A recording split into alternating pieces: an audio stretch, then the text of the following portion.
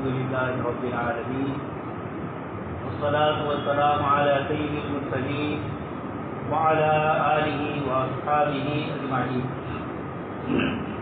قال الله تبارك وتعالى بالكلام المجيد والفرقان الحميد: أعوذ بالله من الشيطان الرجيم بسم الله الرحمن الرحيم. وعد الله الذين آمنوا وعملوا الصالحات ليستخلفنهم في الأرض كما استخلف الذين من قبلهم وليمكنن لهم دينهم الذي ارتضى عليهم وليبدلنهم من بعد خوفهم أمنا يعبدونني لا يشركون بي. وقال تعالى: واذكروا إذ أنتم قليل مستضعفون في الأرض تخافون أن يتخطفكم الناس فآواكم وأيدكم بنصره ورزقكم من الطيبات لعلكم تشكرون. وقال ابن عامر رضي الله تعالى عنه: الله ابتعثنا لنخرج من شاء من عبادة الأوثان إلى عبادة الله تعالى ومن ضيق الدنيا إلى سعتها ومن جور الأديان إلى عدل الإسلام. صدق الله العظيم وصدق رسوله النبي الكريم ونحن على ذلك لمن الشاهدين والشاكرين والحمد لله رب العالمين. محترم و مکرم حضرات علماء کرام اور ایمان والے بھائیوں، کلام پاک کی جن آیات کی آپ حضرات کے سامنے تلاوت کی، یہ مسلمانوں کے اس وقت کے حالات کی پوری منظر کشی کر رہی ہے. ابتدائی اسلام میں جو تکلیف اور پریشانی مسلمانوں کو تھی اور اللہ پاک کی طرف سے جو وعدے کیے گئے اور ان وعدوں کی بنیاد پر اللہ پاک نے ایمان والوں کو دنیا اور آخرت میں کامیاب کیا، ان آیات میں آج کے اس وقت کے مسلمانوں کے جو حالات دنیا بھر کے اور خاص کر کے ہندوستان کے مسلمان جن حالات سے گزر رہے ہیں، اللہ تبارک و تعالیٰ نے ان کے اسباب کو بھی ذکر کیا اور اس کے علاج کو بھی ذکر کیا کہ کس طریقے سے ان حالات سے تمہیں نجات مل سکے. پہلی آیت جس کی میں نے آپ حضرات کے سامنے تلاوت کی، اللہ تبارک و تعالیٰ نے اس میں ارشاد فرمایا: وعد اللہ الذین آمنوا وعملوا الصالحات. اللہ پاک وعدہ فرما رہے ہیں، اور قرآن کریم کی ایک آیت میں اللہ پاک نے فرمایا: ولا یخلف اللہ المیعاد. اللہ پاک اپنے وعدے کی خلاف ورزی نہیں فرماتے. اس لیے اس آیت میں ایمان والوں کو بتایا کہ یہ اللہ پاک کا وعدہ ہے اور یہ وعدہ ہو کر رہے گا. وکان امر اللہ قدرا مقدورا. جو چیز اللہ پاک کسی کے لیے مقدر فرماتے ہیں وہ ہو کر رہتی ہے، ساری دنیا ادھر سے ادھر ہو جائے. اس لیے سب سے پہلے یہ آیات میں اللہ پاک نے فرمایا وعد اللہ. اللہ پاک نے وعدہ فرمایا، اور کیا وعدہ فرمایا؟ الذین آمنوا منکم، جو تم میں ایمان لے آئے، وعملوا الصالحات، اور اچھے اعمال کریں گے، لَيَسْتَخْلِفَنَّهُمْ فِي الْأَرْضِ. اللہ پاک بڑی تاکید سے فرماتے ہیں لَيَسْتَخْلِفَنَّهُمْ فِي الْأَرْضِ، ضرور بھی ضرور ہم انہیں زمین کا نائب بنائیں گے. وہ زمین کی حکومت اور خلیفہ ان کو بنائیں گے، ان کو عطا کی جائے گی. دوسرے نمبر پر فرمایا وَلَيُمَكِّنَنَّ لَهُمْ دِينَهُمُ الَّذِي ارْتَضَىٰ عَلَيْهِمْ. اور جس دین کو اللہ تبارک و تعالیٰ نے ہمارے لیے پسند فرمایا، یعنی اسلام، جناب نبی اکرم صلی اللہ علیہ وسلم کا لایا ہوا طریقہ، اللہ پاک فرماتے ہیں یہ وَلَيُمَكِّنَنَّ لَهُمْ، ان کے دین کو ہم غلبہ عطا فرمائیں گے کہ سارے باطل خیالات اور باطل نظریات پر یہ دین غالب رہے گا. ہر زمانے کا عقل مند اور سمجھدار آدمی اس کو قبول کرنے کے لیے، اس کو ماننے کے لیے تیار ہو. تیسری چیز فرمائی وَلَيُبَدِّلَنَّهُمْ مِنْ بَعْدِ خَوْفِهِمْ أَمْنًا. اور ضرور بھی ضرور اللہ تبارک و تعالیٰ ان کے خوف کو امن سے بدل دیں. ان کو جو جان کا، مال کا، عزت کا، آبرو کا، اپنی مقدس مساجد کا اور اللہ کے شاعر کا جو کچھ اللہ تبارک و تعالیٰ نے خوف اور غم اور تکلیف اور پریشانی کی چیزیں رکھی ہے، اللہ پاک فرماتے ہیں ایمان اور اعمال صالحہ کی بنیاد پر حکومتیں بھی عطا اللہ پاک فرماتے ہیں، اور دشمنوں کے دل سے ایمان والوں کے دل سے دشمنوں کا خوف نکال دیتے ہیں اور دشمنوں کے دل میں ان کا خوف پیدا کر دیتے ہیں۔ وَلَيُمَكِّنَنَّ لَهُمْ دِينَهُمُ الَّذِي ارْتَضَىٰ عَلَيْهِمْ، اور جس دین کو اللہ نے پسند فرمایا، وَلَيُمَكِّنَنَّ لَهُمْ دِينَهُمُ الَّذِي ارْتَضَىٰ، جس دین کو اللہ نے پسند فرمایا، اللہ پاک اس دین کو روئے زمین پر غلبہ عطا فرمائے۔ دوستو اور بزرگوں، یہ آیات ہے جس میں اللہ تبارک و تعالیٰ نے ہمیں ایمان اور اعمال صالحہ کی بنیاد پر 3 بڑی چیزوں کا وعدہ فرمایا۔ آگے پھر ارشاد فرمایا یعبدوننی لا یشرکون بی شیئا، وہ میری اکیلے کی اللہ ہی کی ذات کی عبادت کریں گے، لا یشرکون بی شیئا، اللہ پاک کی ذات عالی کے ساتھ کسی کو شریک نہیں ٹھہرائیں گے، کسی کو اپنا مالک، اپنا حاکم، عزت اور ذلت کے نقشے، حکومت لینا اور حکومت چھین لینا، حالات اور پریشانیوں کا آنا، یہ سب لا یعبدوننی، اللہ کی ذات عالی کے ساتھ مان لیا جائے، اللہ کے علاوہ کسی اور کو اس طاقت اور سلطنت کے اندر شریک نہ کیا جائے۔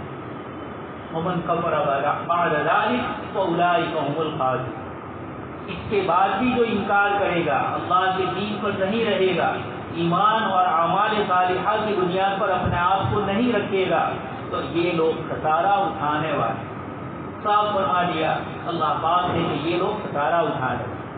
دوسری آیت کریمہ جو آپ کے سامنے پڑھی، اس میں اللہ تبارک و تعالیٰ ارشاد فرماتے ہیں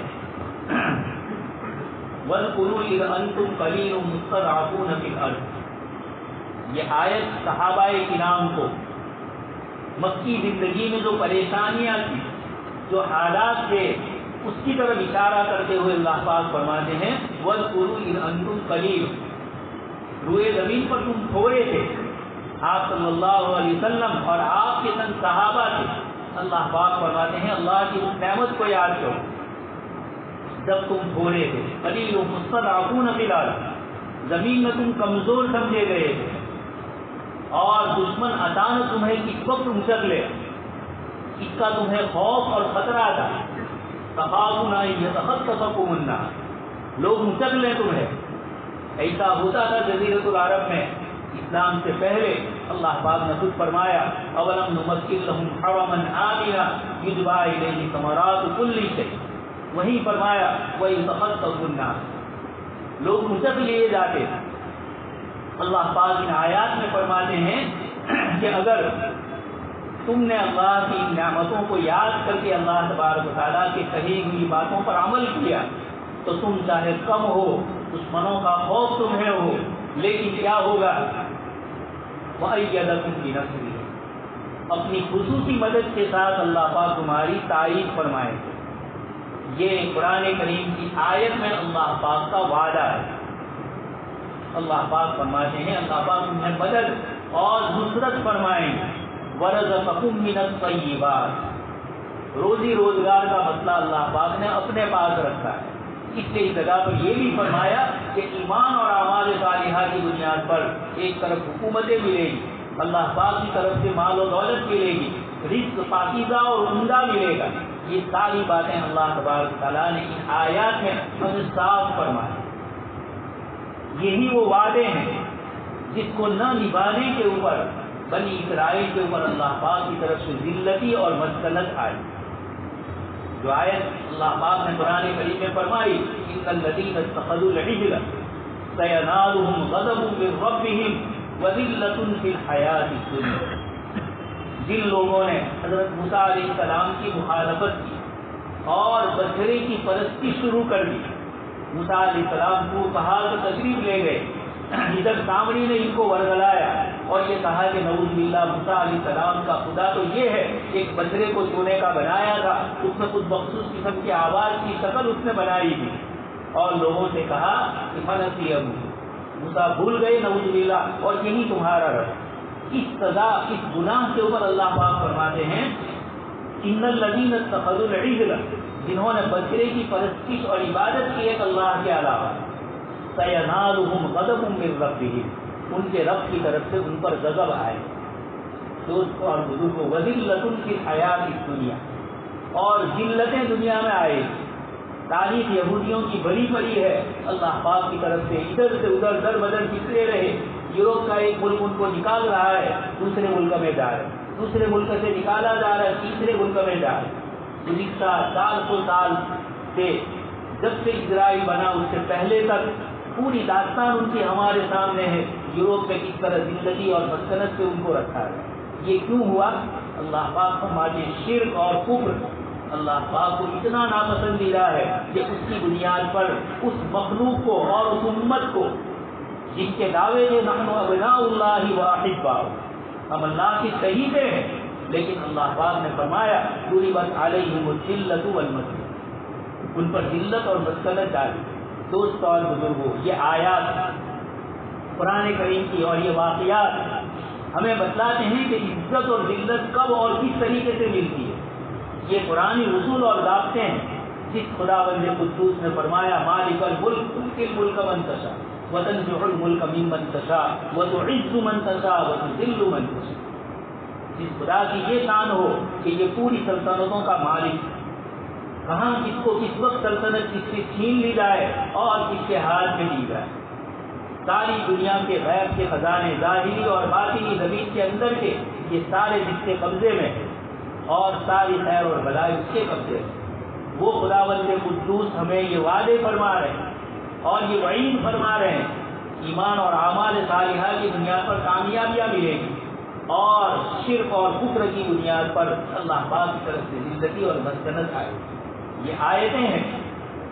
دوستوں اور بزرگوں، اس وقت بہت سارے علاج مسلمان تجویز کر رہے ہیں، سوچ رہے ہیں اس ملک کے حالات جو کروٹیں لے رہے ہیں، کئی سالوں سے کروٹیں لینا شروع کی ہے، لیکن اب وہ اپنے آخری نقطے تک پہنچے.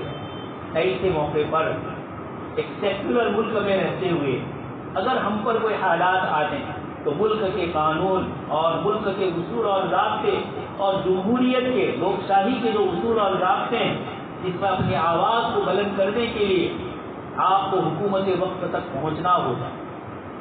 ان کو معلوم ہے کہ کیا ہو رہا ہے، لیکن سیکولر حکومتوں کے اندر ان کا جو نظام بنایا گیا ہے اس میں یہی ہے کہ آپ اپنی آواز متعلقہ افسر تک پہنچاؤ، ان کے واسطے سے دوسروں تک پہنچاؤ.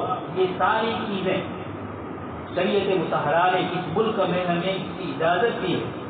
اسلام کے بھی اصول اور ضابطے ہیں اور حکومتوں کے بھی اپنے اس ملک کا بندانوں اور یہاں کا دستور یہ بتلا رہا ہے کہ جب کسی کے ساتھ زیادتی ہو تو اس زیادتی کا مکافات، اس کا بدلہ اور اس کو دور کرنے کی کوششیں جس طریقے سے بھی ہو جائے. کام تو یہ ایڈمنسٹریشن کا ہے، مسجدوں کی حفاظت، مندروں کی حفاظت یہ حکومت کی اپنی ذمہ داری ہے، لیکن اگر کسی طریقے سے اس طرح کی چیزیں ہو جاتی ہیں تو ایک مسلمان کو سیکولر ملک میں اپنی آواز بلند کرنے کی جتنے اصول اور ضابطے ہیں ان کے مطابق اپنی آواز بلند کرنی ہوگی. یہ جمہوریت کے اصول اور ضابطے. ہمارے جو بھائی جاتے ہیں سن ہوتے ہیں وہ، لیکن یہ ہم سب کی طرف سے فرض کفایہ ادا کرتے ہیں. وہ جا رہے ہیں حکومتوں کے پاس اور مسلمانوں پر ہونے والے ظلم اور زیادتی، اللہ کا گھر اور مسلمانوں کی تجارت، ان کے مکان، ان کی دکانوں کو جو جلایا جا رہا ہے، اس کے لیے ایک آواز یہ پہنچا.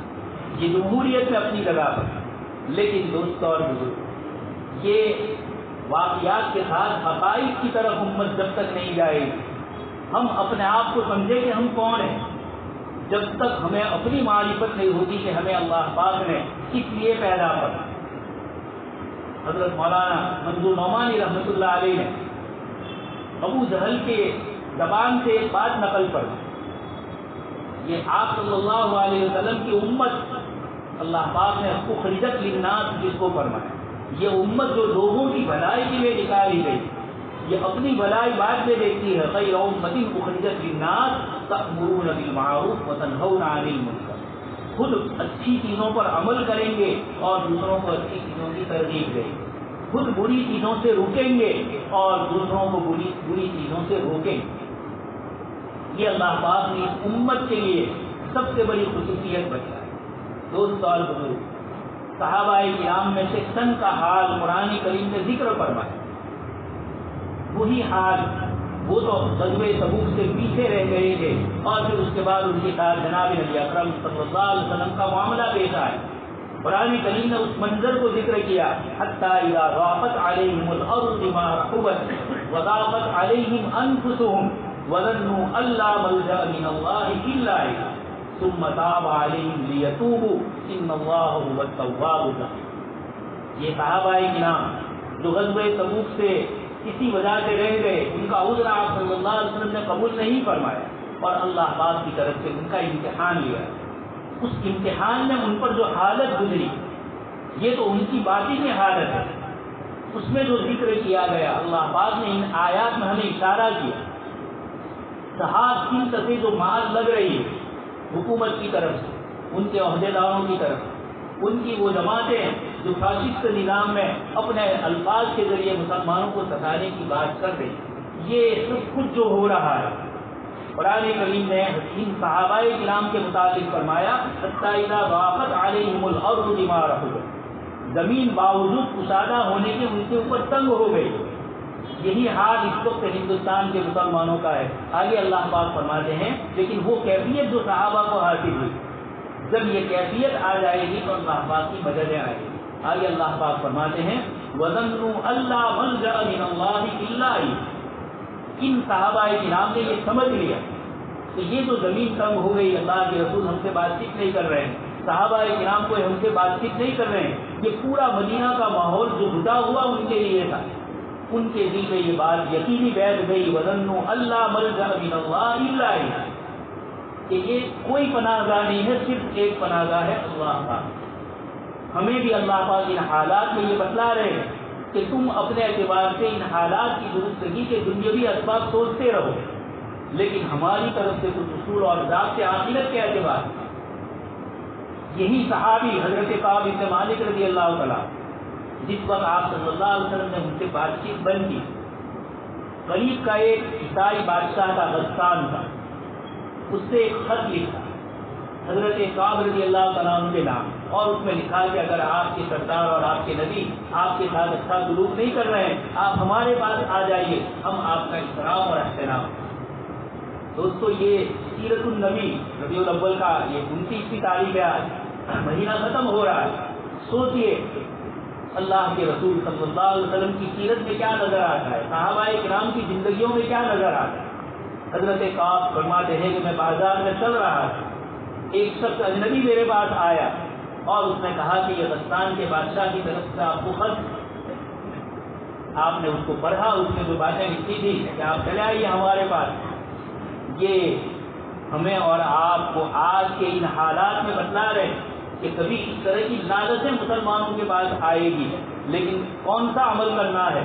صحابی رضی اللہ عنہ فرماتے ہیں، حضرت کعب خود ہی اپنی روایت فرماتے ہیں، اس خط کو میں نے لیا اور تنور میں چولہے میں اس کو ڈال دیا اور جلا دیا۔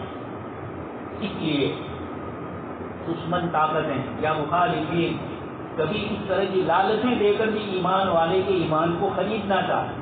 قرآن کریم کی آیت صحابہ کرام کے متعلق جو فرمایا، ان کے دل میں یہ بات آ گئی، وَظَنُّوا أَلَّا مَلْجَأَ مِنَ اللَّهِ إِلَّا إِلَيْهِ۔ جب ہندوستان کا مسلمان بھی ان کیفیتوں کو محسوس کر لے گا کہ ہمارے لیے روئے زمین پر کوئی انسانی حکومت ہمیں بچا نہیں سکتی جب اللہ پاک کی طرف سے حالات آئے، اور جب وہ حالات کو دور کرنا چاہیں گے تو بڑی سے بڑی طاقتیں ان کے سامنے کچھ نہیں ہوگی۔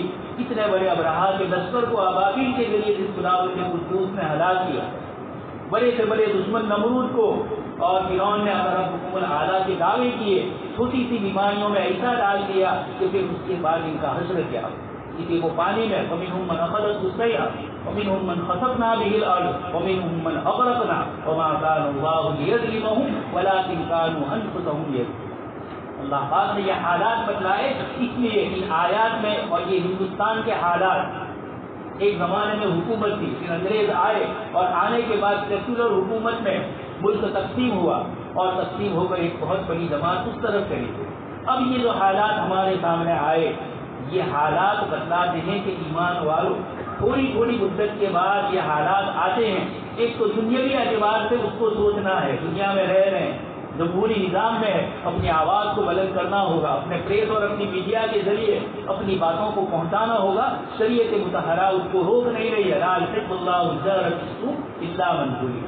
جس پر ظلم ہوتا ہے اس کو اپنی بات کہنے کا, اپنی بات کو پیش کرنے کا حق ہوتا ہے.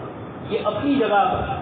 لیکن قرآن اور حدیث شریف, صحابی رسول حضرت ربیع بن عامر رضی اللہ تعالیٰ عنہ کا جملہ میں نے آپ کے سامنے نقل کیا. دنیا میں اس وقت آپ صلی اللہ علیہ وسلم تشریف لائے, دو بڑی سپر پاور طاقتیں, ایک طرف ایران کا اور دوسری طرف روم. یہ دونوں حکومتیں تھیں, لیکن جناب نبی اکرم صلی اللہ علیہ وسلم کے ذریعے اللہ پاک نے ان دونوں کو شکست دی. ان دونوں میں بھی ایرانی سپر پاور بہت بڑا, ایرانین امپائر جو تھا یہ بڑا مضبوط اور بڑا سخت تھا.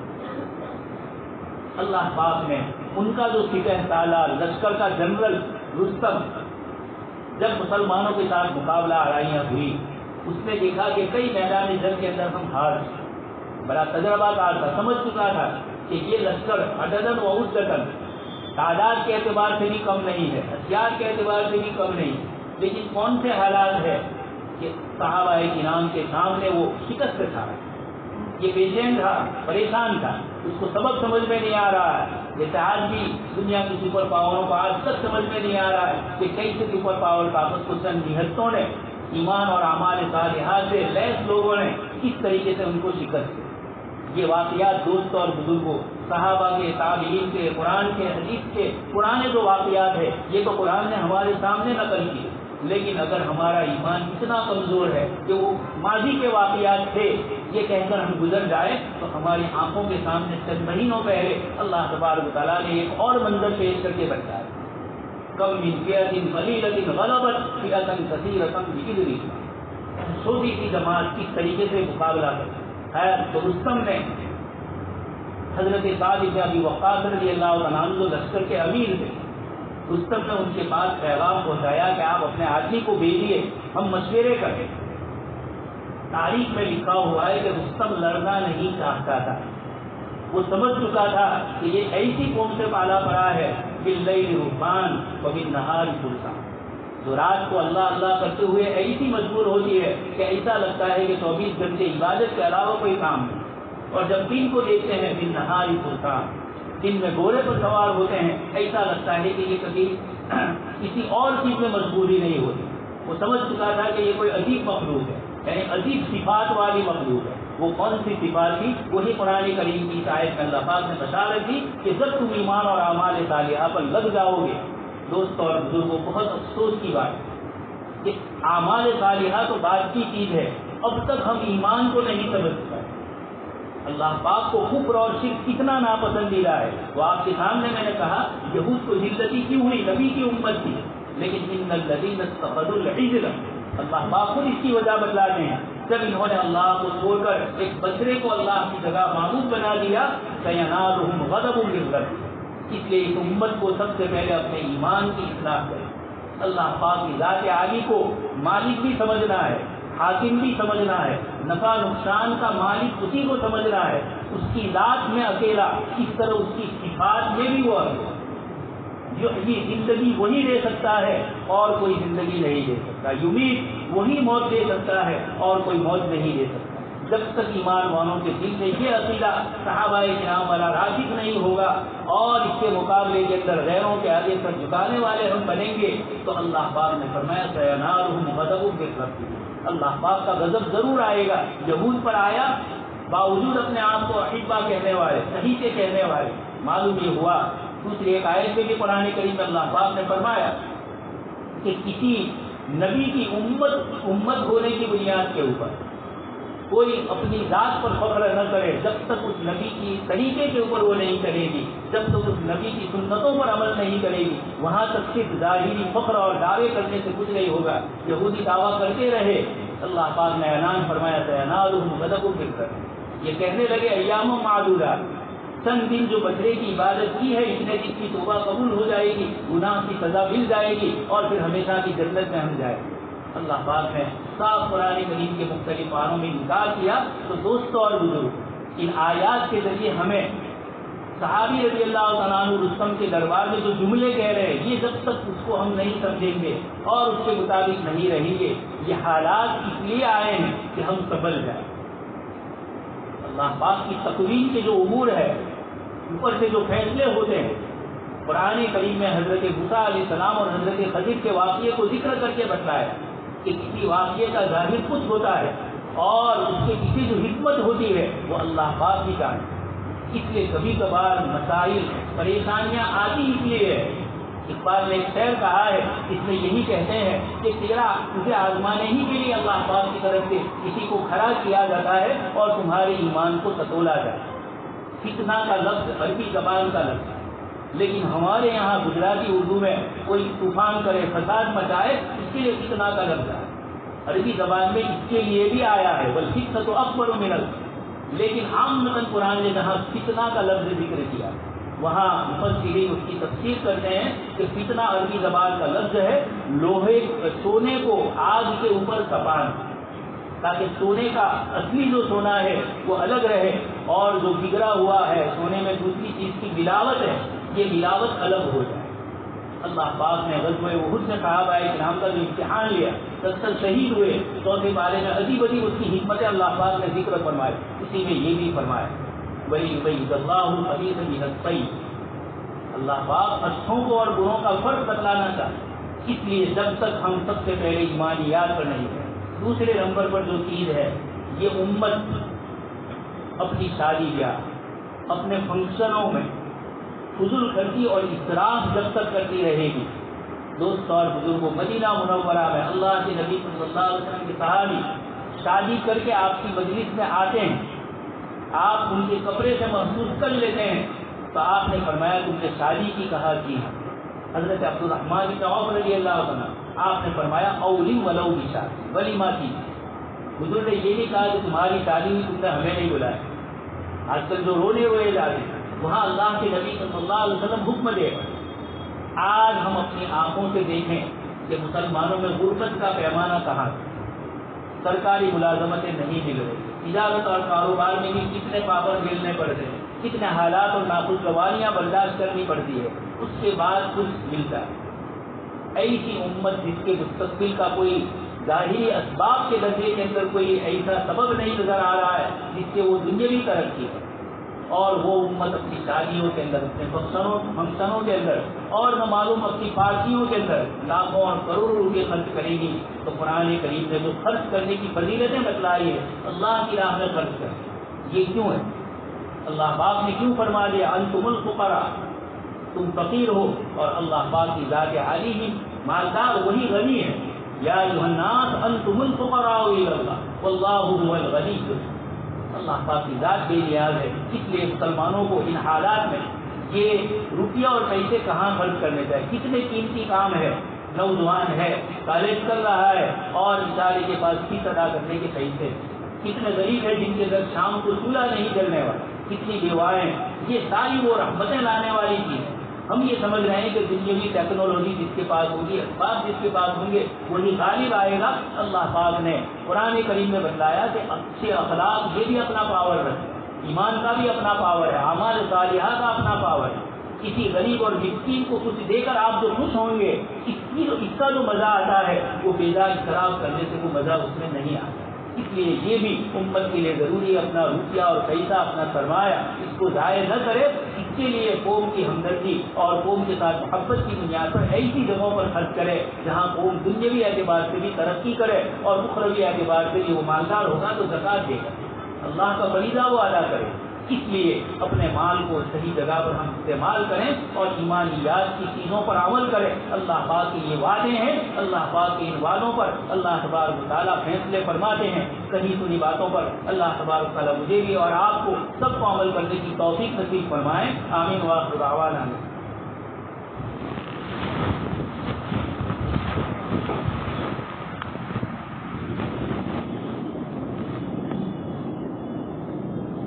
Thank you.